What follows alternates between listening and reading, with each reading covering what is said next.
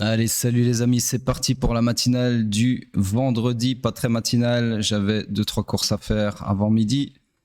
Sur ce, on commence directement par Bitcoin sur le daily, je ferme ceci, hop.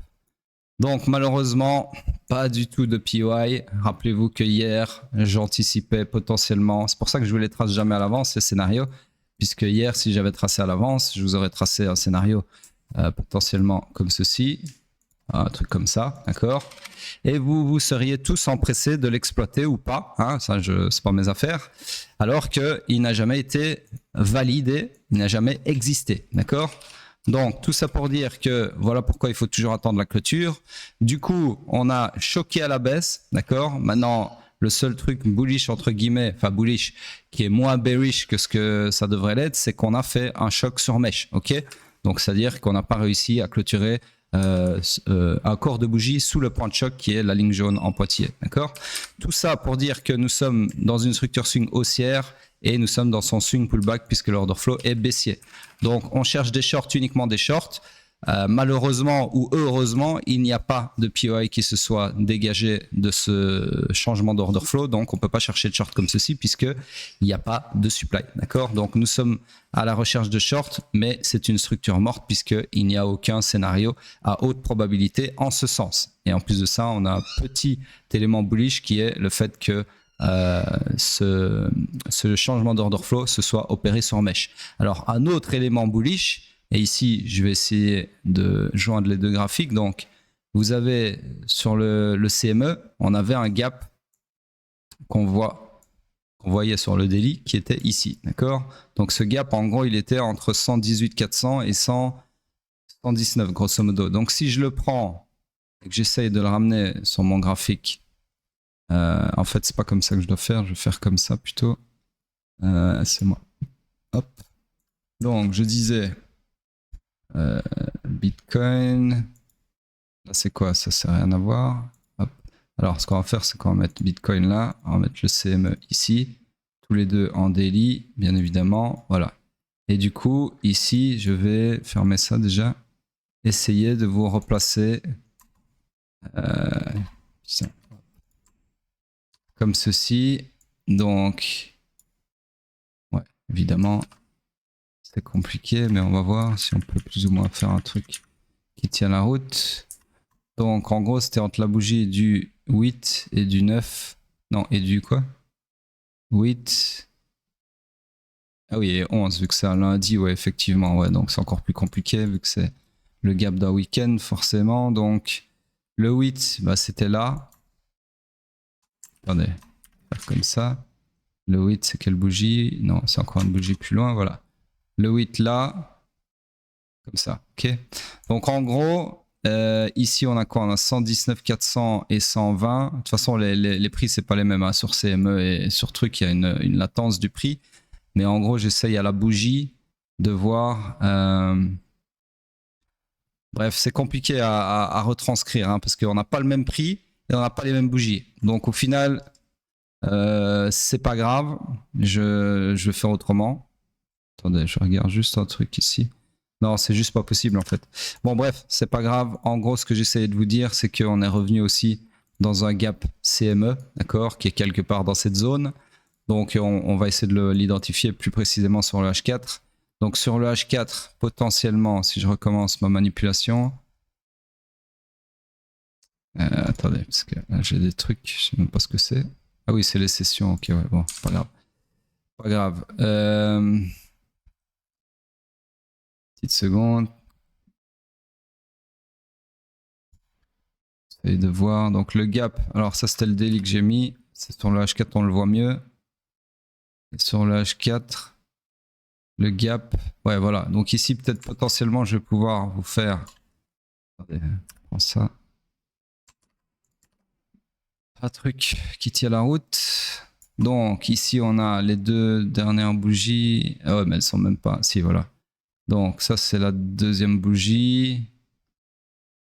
C'est quel jour? Ça c'est lundi.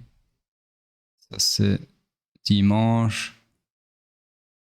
Attendez, parce que j'essaie de voir quelle bougie est quelle bougie. C'est pas évident. Ok, donc en gros, mon truc qui serait là. Et puis alors, pour voir ici, je suis plus ou moins... Ouais, c'est compliqué. Mais bon, en gros, je vous le mets grosso modo. Et pour la hauteur, ça devrait être quelque part... Putain, ça marche pas. Voilà. Quelque part, alors j'essaie de me repérer avec le price action, un genre de truc comme ça. Ouais, c'est plus ou moins ça. Voilà. Grosso modo, notre gap, il est là, d'accord? Et pourquoi est-ce que je tiens absolument à vous montrer ça? Parce que ici, regardez ce qu'on a fait, c'est qu'on est venu, en fait, enfin, on le voit directement sur le graphique du CME, mais on le voit aussi sur le graphique normal. On est revenu dans un gap, d'accord? Donc si maintenant, attendez, une seconde, qu'est-ce que j'ai foutu là? Hop. Ouais, voilà. Donc si maintenant je fais apparaître ça sur le daily et que je remonte sur le daily sur le graphique normal, on le voit, d'accord? Donc en gros, ce que j'essaye de vous dire, c'est que ici, on a un changement d'order flow qui est clôturé sur mesh et en plus de ça, qui vient taper pile poil dans le gap et après on a un soulagement haussier, d'accord? Donc ça pourrait, je dis bien ça pourrait, j'ai pas dit que c'est le cas, être simplement un changement d'order flow qui favorise un retour dans le gap CME pour le combler avant de repartir à la hausse comme si de rien n'était. D'accord? Sur ce, laissez-moi fermer ceci. On passe donc sur le H4. Donc ça, au final, je vais le cacher pour avoir plus de visibilité sur ce que je fais. Une petite seconde, je me rappelle comment... Voilà, ok.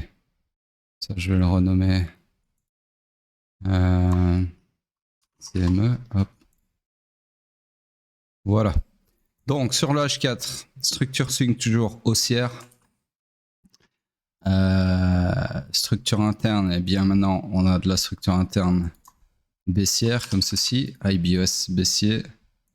Et l'order flow est également baissier. Donc nous sommes dans le iron initial du swing pullback. Okay, donc là, le scénario haussier de hier a clairement été invalidé puisqu'on a transpercé tous ces POI. Et du coup, comme je viens de vous le dire, on cherche des shorts pour exploiter cet order flow baissier. Et donc, le POI le plus proche du price action pour chercher des shorts dès maintenant, c'est celui-ci. Alors, target, vous avez une demande ici avec de l'inducement, d'accord? Ou alors, vous avez un reste de FVG ici ou une demande ici, ok?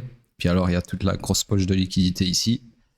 Donc, vous avez l'embarras du choix. Personnellement, j'aime bien regarder dans ce cas-là, quand j'ai plusieurs targets, s'il y a d'autres confiances. Et ici, je vois 115 000 chiffres ronds, plus ou moins dans le FVG. Donc, je vais taper, parce que je ne prends pas le FVG en target. Je prends toujours un supply ou une demande.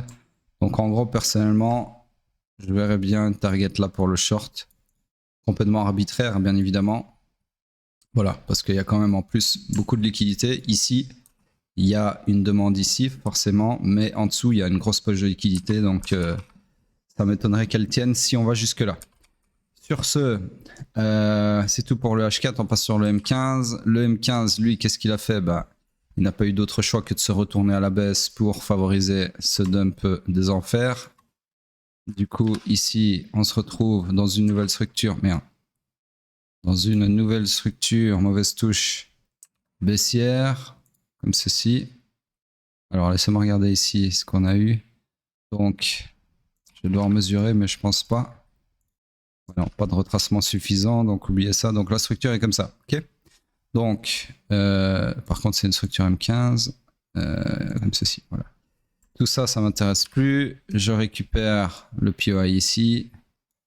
Donc, structure interne, on a, après le BOS, c'est moi regarder.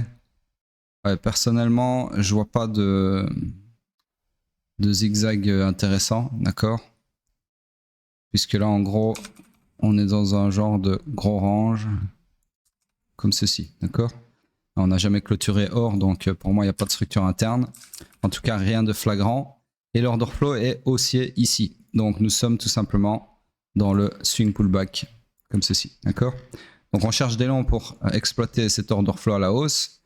Malheureusement, ici, il n'y a, laissez-moi vérifier, ouais, il n'y a pas de POI pour chercher des longs. Donc là, on est simplement dans une structure morte, puisque il n'y a pas de POI depuis le choc haussier, d'accord? Donc voilà. très simple sur le M15, rien à faire. Sur ce, je vous montre vite fait sur le gap CME en H4. Je tenais quand même à vous le montrer sur le vrai graphique CME. Voilà, ici, on n'a pas encore comblé tout le gap, c'est-à-dire qu'on peut revenir ici, faire une dernière pichenette pour combler la fin du gap, d'accord? Ou pas, ok? Les gaps ne sont pas obligatoirement comblés à chaque fois. Et quand ils le sont, ils ne sont pas spécialement comblés à 100%, ok? Donc voilà, ça ne nous avance pas plus. Mais ici, de toute façon, il y a deux cas de figure. C'est soit le market maker va aller rééquilibrer tous ces FVG là ou une partie d'entre eux avant de continuer à la baisse et puis de combler le gap par après, ou alors il va combler le gap avant et puis peut-être partir à la hausse ou pas, d'accord? Donc en gros, le 50-50, c'est pas tellement sur la direction dans laquelle on va aller au final, c'est plutôt sur est-ce qu'on va combler les imbalances, donc ici avant, ou est-ce qu'on va combler la fin du gap CME avant, d'accord? C'est pour ça que je parlais de 50-50. Bref, en gros, ça monte ou ça descend, vous connaissez l'histoire. Sur ce, on repasse maintenant donc sur le pétrole, enfin on passe sur le pétrole en daily. Donc ici, toujours pareil, absolument rien de plus à dire. Donc laissez-moi juste cacher ceci qui n'appartient pas au daily. Hop. Donc toujours dans mes scénarios baissiers. Ok. Toujours pas de nouveau POI. Donc toujours pas de nouveau scénario à ajouter à ces deux-là. Qui sont bien plus cassés. Sur ce, on passe sur le H4 directement. Sur le H4, structure swing baissière toujours. D'accord, ici. Structure interne, alors là, on a peut-être de quoi faire. Laissez-moi regarder. Tac, tac. Personnellement, je verrais un IBOS ici, que j'aurais pu vous tracer hier, au final, que je n'ai pas fait. Hop, comme ceci. Donc, on est dans une structure interne baissière également, et l'order flow est haussier. Donc, nous sommes dans le high pullback, qui peut aller maximum jusqu'au haut protégé du swing run initial. D'accord? Donc, on cherche des longs pour exploiter cet order flow haussier. Laissez-moi cacher ceci qui appartient au M15 et non au H4. Et donc, on peut chercher tout simplement des longs dans le sens de l'order flow, comme d'habitude. Et le POI le plus proche du price action, ça serait celui-ci. Okay, donc là, en gros, vous pouvez clairement chercher des longs comme ceci. Alors ici, target en veux-tu en voilà. Donc, poche de liquidité ici, ici, ici, ici, ici, et supply en face. D'accord? Donc, personnellement, je vais targeter encore une fois le supply. Ça me paraît être une target cohérente et qui est, surtout qu'on n'a toujours pas entamé de swing pullback, d'accord? Donc après un BOS, on s'attend à quoi? On s'attend à un pullback, d'accord? Donc là, c'est pour ça qu'on peut se permettre d'être clairement ambitieux entre guillemets avec la target, puisque on est dans une structure baissière qui n'a toujours pas fait de swing pullback, ok? Donc voilà, swing pullback et target ici qui pourrait d'ailleurs, enfin qui correspond d'ailleurs, pardon, à l'IQ du range aussi. Donc voilà, pour moi, tout à fait logique comme target. Sur ce, on passe sur le M15. Le M15, lui, s'est perpétué, non, c'est retourné, pardon, à la hausse. Autant pour moi. Ici, hop. Donc, on se retrouve dans une nouvelle structure swing énorme qui était haussière et qui a retracé ici suffisamment pour se perpétuer encore une fois à la hausse. Donc, comme ceci, oups. Nouveau BOS ici, d'accord. Hop. Et ensuite, rebelote. Donc, en fait, ça, je vais l'effacer parce que ça me perturbe plus qu'autre chose. Donc, nouveau BOS encore ici. Et puis encore ici, puisque ici, on a clôturé son accord. Et alors, ensuite, on s'est retourné à la baisse ici. On va voir jusqu'où ça va, la clôture. Voilà, comme ceci. Alors là, je vais devoir mesurer, ouais, clairement, retracement. Donc, BOS suivant ici, puis le suivant ici. On se retrouve vraiment dans des structures microscopiques. Ne vous inquiétez pas, ça va se rééquilibrer en termes de taille. Tout ceci, ça ne m'intéresse plus. En termes de taille, très, très vite. Il suffit d'avoir un peu de volatilité, pardon. Donc, ici, j'ai un pullback à une bougie, donc ça compte pas. Donc, pour moi, on est tout simplement toujours dans cette structure-là. D'accord? Comme ceci. Alors, je vais récupérer, si j'en ai un. Non, j'en avais même pas de POI. Non, pas. Ok, donc en gros, structure swing baissière, order flow baissier. Donc, nous sommes dans le high run final du... non, qu'est-ce que je raconte? Nous sommes dans le swing run final tout court, d'accord? La structure est tellement petite que je pensais qu'on était dans de la structure interne, mais on est dans de la structure swing. Donc en gros, on cherche des shorts, tout simplement. Et là, vous avez potentiellement un POI qui se confirmerait dans 2 bougies. Ok, donc on va pas attendre. Hein. Donc dans 25 minutes, potentiellement, vous pouvez avoir un short à prendre là. Sur ce, pour le moment, il n'y a rien. Ok, order flow baissier, mais rien à exploiter en ce sens. Donc structure M15 morte. On passe sur Hype en daily. Donc Hype, eh bien, il atteint tout doucement ma target. Ok, toujours fully aligned à la hausse. Donc ici, c'était bel et bien le bottom local. Malheureusement, on n'a pas eu de retracement de mitigation sur cette demande ici. On ne peut pas tout avoir, mais la target risque d'être atteinte ou pas. En tout cas, on passe sur le H4 puisque rien à dire de plus sur le daily. Sur le H4, structure swing toujours haussière. Structure interne, c'est perpétué à la hausse ici, comme ceci. Et l'order flow est toujours haussier là en bas. Donc toujours fully aligned à la hausse. On est toujours dans mon scénario ici. On a presque atteint la target aussi. Et ici, on a eu une très belle mitigation hier, d'accord. Enfin, je sais plus si c'était hier. On est quel jour là? 15 ça... Ouais, hier, c'est ça. Donc voilà, scénario qui se réalise encore une fois au poil. Bah, c'est pas tout le temps sur hype, mais quand ça se réalise vraiment très bien. Je pense que là, c'est le deuxième scénario, si je ne m'abuse. Non, c'est... Enfin, j'en sais rien, mais je crois qu'il y a eu un scénario avant que c'est réalisé aussi au poil de cul. Sur ce, c'est tout pour hype. On passe sur Bitcoin en weekly. Alors, en weekly, qu'est-ce qu'on a avec cette volatilité? Ouais, là, on est en train d'avoir la bougie qui est rachetée. Donc, je vous invite à aller voir la matinale d'hier pour toute la réflexion. Je ne vais pas tout refaire parce que ça a pris quand même un peu de temps. Mais la bougie qui était vachement bearish hier le devient un petit peu moins dans le sens où on part potentiellement sur un doji d'indécision ou pas. D'accord? En tout cas, le fait qu'on ait grabé la liquidité au-dessus du all-time high précédent, pour moi, c'est extrêmement bearish jusqu'à preuve du contraire. D'accord? Le seul truc qui reste bullish, c'est qu'on est dans une structure swing et un order flow toujours haussier. Donc voilà, tant qu'on ne casse pas, j'ai expliqué hier, mais je le redis, tant qu'on ne casse pas, on ne perd pas cette ligne verte, 112 720, il n'y a pas de bear market de déclarer. D'accord? Bref, allez voir la vidéo d'hier sur l'analyse weekly sur Bitcoin. Ça va vous apporter beaucoup d'éléments pour savoir quand sortir de ce cycle haussier. Sur ce, rien de plus à dire. On passe sur la dominance vite fait. Dominance qui n'a toujours pas atteint ma demande ici, que j'attends avec impatience pour voir ce qui va se passer à ce moment-là. Et Ethereum qui continue de s'envoler, qui attend personne. Prochain arrêt, la zone de 0,050, pardon. Donc voilà. Sur ce, rien de plus à dire. Laissez vos commentaires comme d'habitude. Retweetez le tweet annonciateur de la matinale. Ceux qui cherchent mon Twitter, bah, c'est pas compliqué. Je vais vous l'écrire ici. Parce qu'il y en a qui m'ont demandé dans les commentaires. J'ai répondu, mais bon, s'il y a d'autres qui se posent la question, voilà, vous tapez ça dans la barre de recherche de Twitter et vous retweetez les tweets pour participer au concours et gagner un mois de mentorat gratuit, peut-être au tirage au sort du 1er septembre. Sur ce, à plus tard et bonne journée à tous.